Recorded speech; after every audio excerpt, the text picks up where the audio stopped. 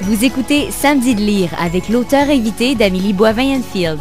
Je suis toujours accompagnée de mon auteur invité de cette semaine, Hélène Lapierre. Et Madame Lapierre, on est rendu au moment de l'émission où c'est à votre tour de présenter aux auditeurs votre coup de cœur littéraire. Et votre coup de cœur, c'est Rosa Candida de Audur Ava Alavdottir. J'espère que je prononce bien son nom.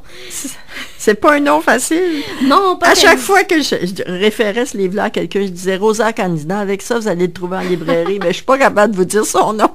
Le nom de l'auteur. Je pensais que c'était un homme au début, mais c'est une femme. Oui, c'est une femme. Et puis, c'est une Islandaise. Alors, c'est très spécial. C'est la raison pour laquelle son nom est compliqué à dire. Oui, c'est ça. Parlez-moi un peu de l'histoire de ce roman-là, de Rosa Candida. Bon, dans l'histoire, c'est un jeune garçon qui, au moment où il quitte sa famille, et sa famille, c'est son vieux père qui a 77 ans, qui reste 3 ans avant d'avoir 80, et son frère jumeau qui est autiste. Et puis, sa mère vient de mourir, qui était beaucoup plus jeune que son père, vient de mourir dans un accident. Donc, on pense que c'est relié à la mort de sa mère, le fait qu'il part. Et il s'en va, il part pour aller assez loin au nord du pays, aller travailler dans un jardin, dans un monastère, où c'était supposé être un des plus grands jardins du monde. Et c'est surtout un jardin de roses. Et sa mère avait une serre et cultivait beaucoup les roses. Et lui a appris à aimer la culture avec sa mère. Donc, sa démarche, on peut penser qu'elle s'intègre beaucoup dans son deuil de sa mère, qui était adorée de lui. Alors, mais jamais il va dire « je suis en deuil ». Jamais il va... Alors, c'est beaucoup plus nuancé, subtil. Et tout à coup, on le sent, il est dans sa voiture parce que la route est longue. C'est comme un road movie. Puis là, il s'en va. Puis d'un coup, il pense à sa mère. Puis il dit « je veux pas l'oublier ». Puis là, il pense à quelque chose. Il nous raconte comment est arrivé l'accident, comment il y a eu les derniers mots de sa mère. Mais tout ça se fait... pas tout d'un coup, là, tout par petites miettes ici et là, tout en finesse. Et il est très ingénu, il est très pur comme bonhomme. Et son cheminement autour de ce voyage, de ce travail qu'il prend, c'est beaucoup pour aller se trouver, lui, dans son identité, savoir ce qu'il veut faire dans la vie, c'est quoi ses désirs et tout, parce que son père, lui, c'est pas ça, il voyait, c'est un jeune homme brillant, il voyait faire des longues études, il est très déçu, puis là, il dit à son père, oui, mais maman, elle m'encouragerait, il dit, oui, ta mère, elle aimait tout ce que tu faisais, bon, alors, et je pense que c'est dans son lien à sa mère qu'il se trouve, et avant de partir, il avait, lors d'une soirée de jeunes, il avait eu une nuit, une nuit là, avec une fille, de quelques heures avec une fille. Et cette fille est venue le revoir quelques mois après pour lui dire qu'elle était enceinte de lui.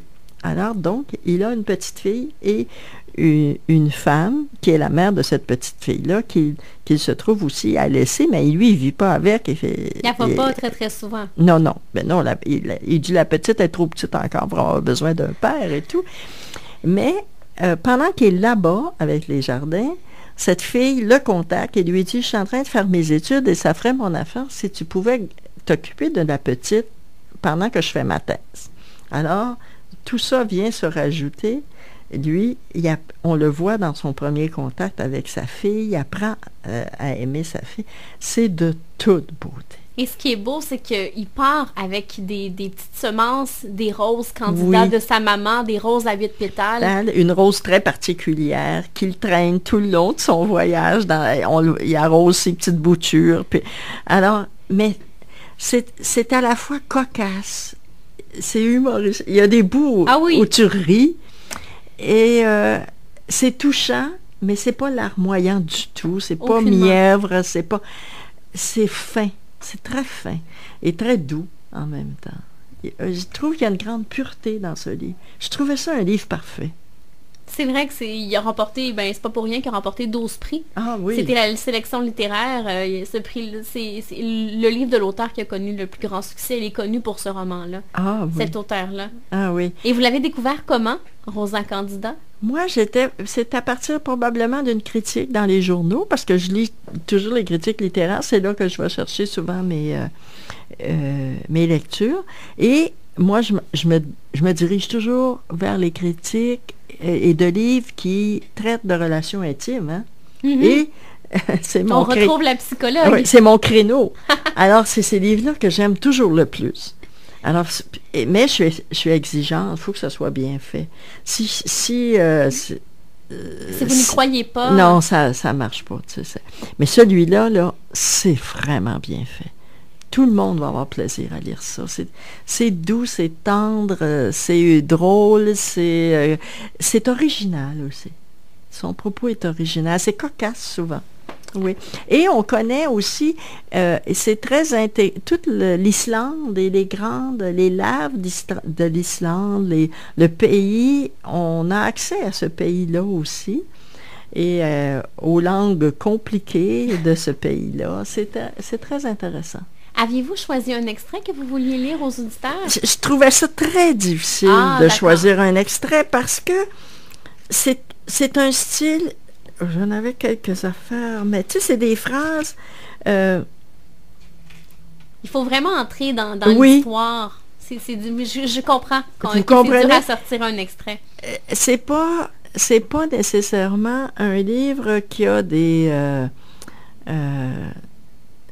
la finesse est glissée partout. Mm-hmm. C'est comme... Et sorti de son contexte, c'est difficile que ça ait sa portée. Je regardais... suis d'accord. Oui. Alors, on rappelle le titre aux gens. Tu sais, mettons juste une petite phrase. Son père est électricien. Et son père lui demande s'il y a de l'intérêt pour l'électricité. Puis il dit, c'était comme si je lui disais que je ne voulais pas devenir un homme, quand je ne veux pas devenir un électricien, dans le fond. Quand il me pose des questions sur l'électricité, j'ai l'impression qu'il est en train de prendre le pouls de ma virilité. Tu sais, des choses comme ça. C'est fin. C'est cute. Ça, il y en a plein. On rappelle le titre, Rosa Candida de Haute-Dure Ava Alavdottir. Alors, un magnifique roman. Merci, Madame Lapierre, pour cette belle suggestion. Et on se reparle dans les prochains instants. Je vais vous présenter les ouvrages que j'ai lus cette semaine. Merci.